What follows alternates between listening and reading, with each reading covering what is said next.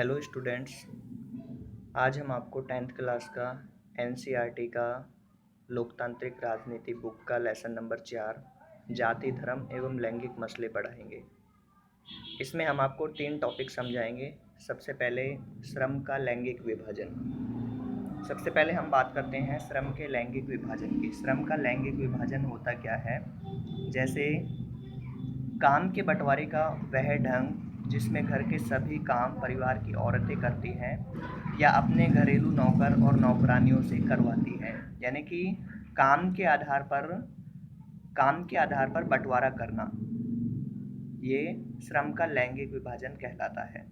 जैसे लड़के और लड़कियों के पालन पोषण में यह मान्यता है कि औरतों की जिम्मेदारी ज़्यादातर गृहस्थी चलाने और बच्चों का पालन पोषण करने की होती है, और वह चीज़ अधिकतर परिवारों के श्रम के लैंगिक विभाजन में साफ तौर पर जाहिर होती है।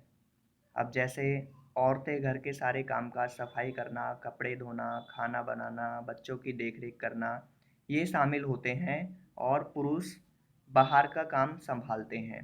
इसे श्रम के लैंगिक विभाजन के नाम से हम समझते हैं।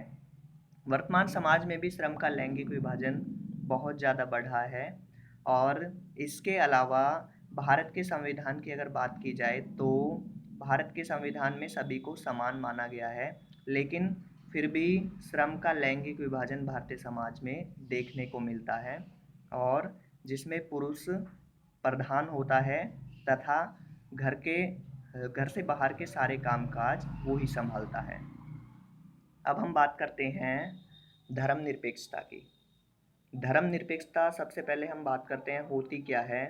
धर्मनिरपेक्षता में कोई भी देश होता है, उसका कोई भी राजधर्म नहीं होता, यानी कि किसी भी धर्म को अपनाने की स्वतंत्रता, नागरिकों को किसी भी धर्म को अपनाने की स्वतंत्रता को हम धर्मनिरपेक्षता के नाम से जानते हैं।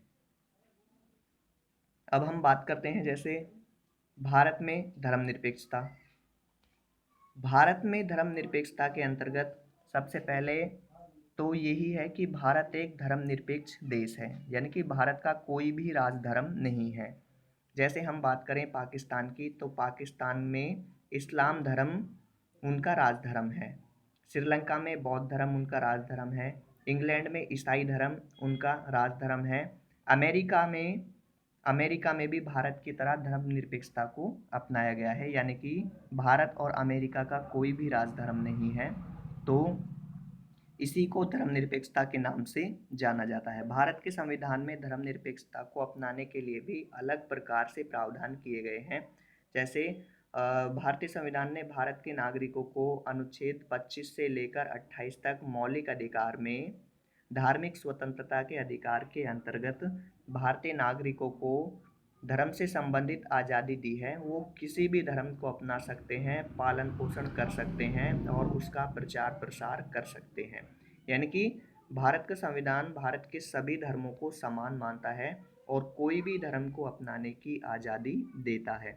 इसके अलावा भारत में जो धार्मिक समुदाय हैं, संप्रदाय हैं, उनमें धार्मिक मामलों में हस्तक्षेप करने की चुनौती भारत की सरकार को नहीं है।